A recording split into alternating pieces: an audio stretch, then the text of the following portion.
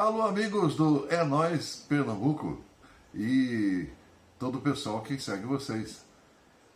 Eu fiquei muito contente de ter essa oportunidade de falar um pouco da história do rádio, do que a gente viveu no rádio do Recife. E para mim, uma fase especial, inesquecível. Foram 6 para 7 anos que eu passei no Recife fazendo rádio, mas que me marcaram para sempre. E agora, depois de 25 anos que eu saí do Recife, eu ainda recebo mensagens com elogios, com papo de saudade. Eu acho tudo isso incrível, não sei se mereço tudo isso, mas me deixa muito feliz. Vamos contar um pouquinho da história. Eu aprendi a fazer rádio, desse tipo de rádio, né? Falando e operando ao mesmo tempo, numa rádio de Londrina. Isso foi em 83, por aí. E essa rádio, a Rádio Folha de Londrina, era uma cópia da Rádio Cidade Rio de Janeiro.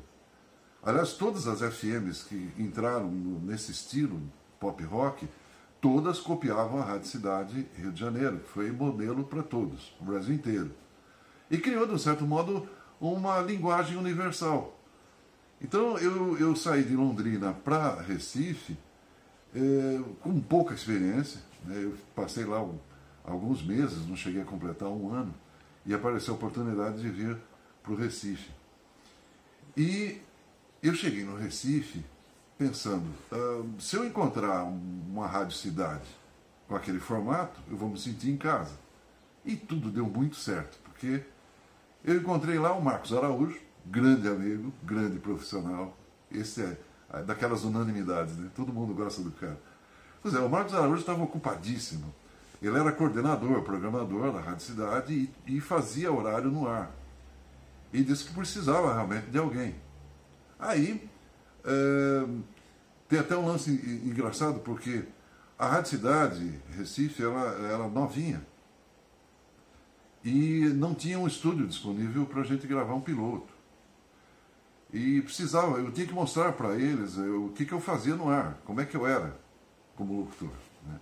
Então o Marcos teve a seguinte ideia. Ele disse, olha, você vai fazer uma madrugada como se fosse um horário diurno. E amanhã a gente vê o que acontece, né? E aí aconteceu a madrugada mais agitada que Recife já teve. Porque eu fiz de conta que era 2 da tarde, ao invés de 2 da madrugada, e mandei bala, né? E aí foi. Criei até uma frase lá, era, como é que é? Cidade a caminho do sol, isso gritado às 3 da madrugada. Eu fui aprovado, e aí de repente eu me vi dentro de uma equipe sensacional. Era tudo fera, os caras eram fera.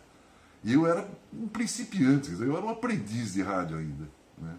Que saiu de uma rádio do interior para uma capital. Era outro esquema, né?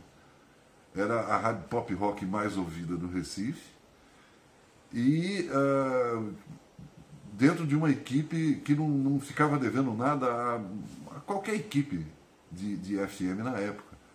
Esse pessoal podia fazer rádio no Rio de Janeiro ou em São Paulo e eles iam ter todos aceitos numa ótima, né? E eu estava lá no meio deles. Aí veio a minha grande oportunidade de me destacar. A rede implantou um programa chamado Love Songs. Então, como era de costume, veio alguém do Rio de Janeiro visitar a gente, trazer novidades, instruções. A gente era muito bem treinado pela rede.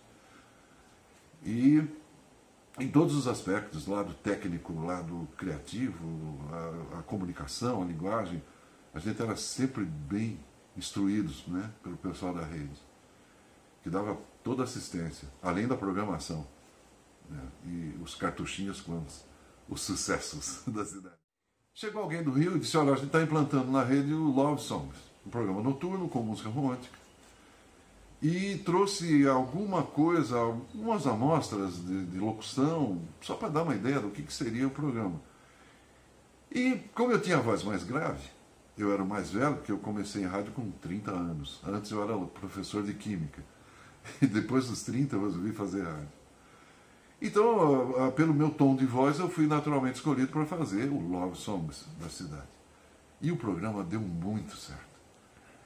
Eu tinha toda a liberdade de criar, né, e abusei. As músicas ajudavam muito, porque o que se produzia nos anos 80 eram músicas belíssimas, né, grandes nomes, gente muito inspirada no Brasil e no mundo. Né, e a gente tocava o que tocava de melhor na Inglaterra ou nos Estados Unidos, onde fosse.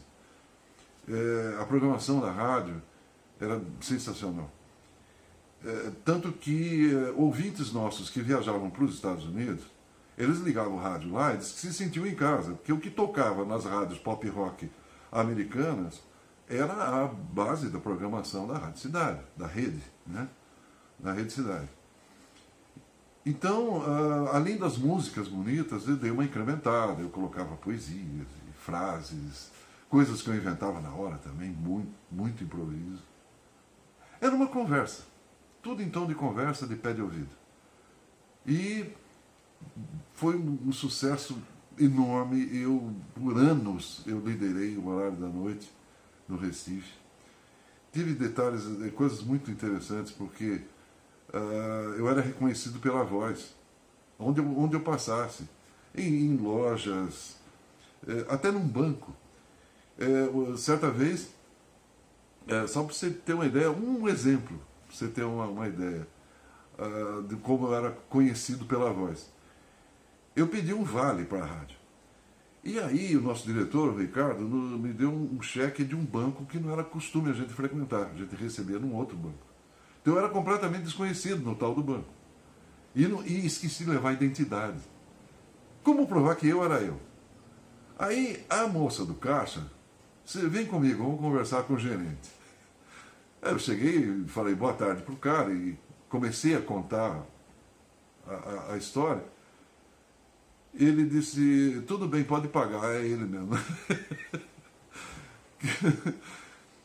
A coisa mais comum era ir entrar numa loja, qualquer coisa, de ferragens, ou entrar numa loja de roupa, e depois da primeira conversa a pessoa perguntava, espera um pouco, você é Ari Corione? Isso era muito legal, fazia um bem enorme para o ego, né? Lógico. Mas eu nunca deixei de lado a humildade, sabe? Que até hoje eu fico sem jeito quando eu recebo elogios, o pessoal falando dos bons tempos e recordando tudo aquilo que toda aquela emoção que a gente viveu juntos, né? Não sei se eu mereço tudo isso não, mas sem dúvida, esses 6 a 7 anos que eu trabalhei na Rádio Cidade com o Love Songs me marcaram para sempre. Foi uma fase inesquecível. Naquele tempo não existia e-mail. Então, quem queria se comunicar se dava ao trabalho de escrever carta. E era muito legal isso. Todo santo dia tinha cartinha para o Ari. Eu ia juntando, em casa tinha caixas e caixas e cartas. Gente mandando poesia, texto, gente cumprimentando, gente querendo conhecer a rádio, me conhecer. Era uma farra. Em dias especiais, por exemplo, se o dia de São João caía, a véspera de São João caía num dia útil, eu tinha que estar no ar. E o pessoal não admitia isso. Então eles me ligavam e diziam, mas você está perdendo a festa? Eu estou, mas alguém tem que tocar a rádio.